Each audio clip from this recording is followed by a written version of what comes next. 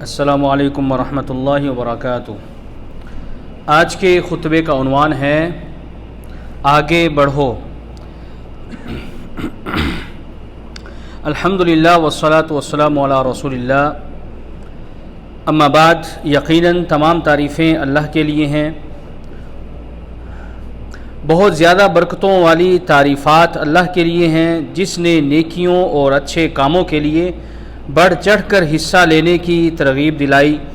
میں گواہی دیتا ہوں کہ اللہ کے سوا کوئی معبود برحق نہیں، وہ یکتا ہے، اور میں یہ بھی گواہی دیتا ہوں کہ ہمارے نبی محمد صلی اللہ علیہ وسلم اللہ تعالیٰ کے بندے اور اس کے آخری رسول ہیں۔ آپ نے سخاوت اور معاف کرنے کی دعوت دی۔ اللہ تعالیٰ آپ پر، آپ کی آل پر اور تمام صحابہ کرام پر ڈھیروں درود و سلامتی نازل فرمائے۔ حمد و ثنا کے بعد، اے مسلمانوں، میں اپنے آپ کو اور تمام سامعین کو تقوی کی نصیحت کرتا ہوں، کیونکہ فرمان باری تعالیٰ ہے، اے ایمان والو، اللہ سے ڈرتے رہو اور ہمیشہ صاف اور سیدھی بات کیا کرو، اسی طرح اللہ تعالیٰ تمہارے اعمال کو درست کر دے گا اور تمہارے گناہ معاف کر دے گا۔ اور جس شخص نے اللہ اور اس کے رسول کا کہا مان لیا، اس نے بڑی کامیابی حاصل کر لی۔ اے اللہ کے بندو، اللہ تعالیٰ اپنی کلام پاک میں ارشاد فرماتے ہیں، جنت میں داخلے کے لیے مقابلہ کرنے والوں سے مقابلہ کرو۔ مسلمان اطاعت گزاری کے لیے بڑھ چڑھ کر ہمیشہ نیکی میں حصہ لیتا ہے۔ نیکی میں ایک مسلمان کبھی بھی تاخیر نہیں کرتا، کیونکہ زندگی مختصر ہے اور موت کا وقت مقرر ہے۔ اسی لیے عقل مند اور دانشور رکاوٹ پیدا ہونے سے پہلے ہی نیکیاں کما لیتا ہے۔ یہی وجہ ہے کہ نیکی کے لیے تیز اور سست رو برابر نہیں ہو سکتے۔ ایسے ہی حصول ثواب کے لیے بڑھ چڑھ کر حصہ لینے والا اور ڈھیلا ڈھالا شخص کبھی بھی مساوی نہیں ہو سکتے۔ اے اللہ کے بندو، نیکی میں ہمیشہ پیش رفت زندگی کو روشن کر دیتی ہے، جس کی بنا پر مسلمان اپنے آپ کو علم و عمل کے باہمی ارتقاء کے باعث بلندیوں میں دیکھتا ہے۔ ایک دوسرے سے آگے بڑھنے کی چاہت اہل ہمت و عزیمت کی روح میں سرایت پذیر ہوتی ہے۔ نبی کریم صلی اللہ علیہ وسلم نے بھی اپنے صحابہ کرام میں نیکیوں کے لیے بڑھ چڑھ کر حصہ لینے کی روح پھونک دی تھی، اور ساتھ ہی ان گنت احادیث مبارکہ میں ان کے لیے بلند اہداف مقرر کر دیے، جن میں سے کچھ یہ ہیں۔ آپ صلی اللہ علیہ وسلم نے فرمایا، تم صرف دو قسم کے لوگوں کے ساتھ ہی مقابلہ بازی کر سکتے ہو۔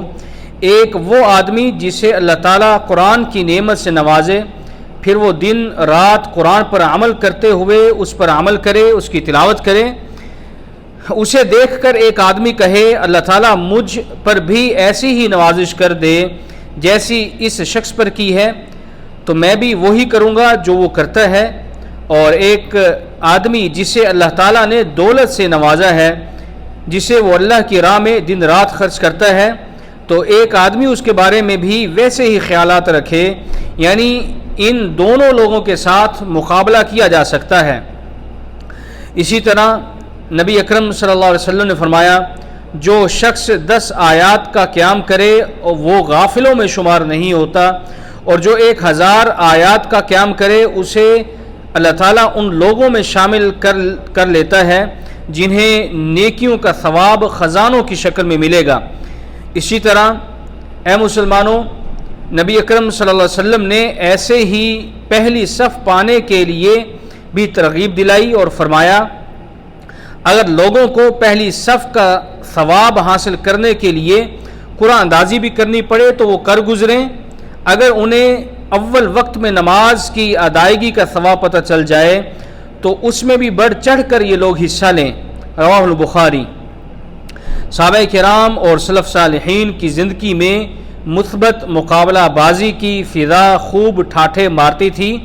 انہوں نے اوقات کو قیمتی جانتے ہوئے زندگی سے فائدہ اٹھایا، جس کی وجہ سے مقام و مرتبہ اور علم و عمل میں بلند مقام حاصل کیا، بلکہ انہیں اہل فضل و سبقت کہا جانے لگا۔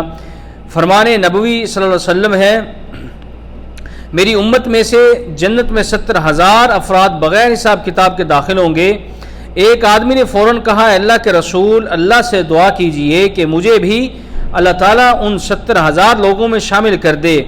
آپ صلی اللہ علیہ وسلم فرمایا، اے اللہ اس شخص کو ان میں شامل کر دے۔ پھر ایک اور شخص نے بھی یہی بات کہی تو آپ صلی اللہ علیہ وسلم نے فرمایا، جس نے پہلے دعا منگوائی تھی وہ تم پر سبقت لے گیا۔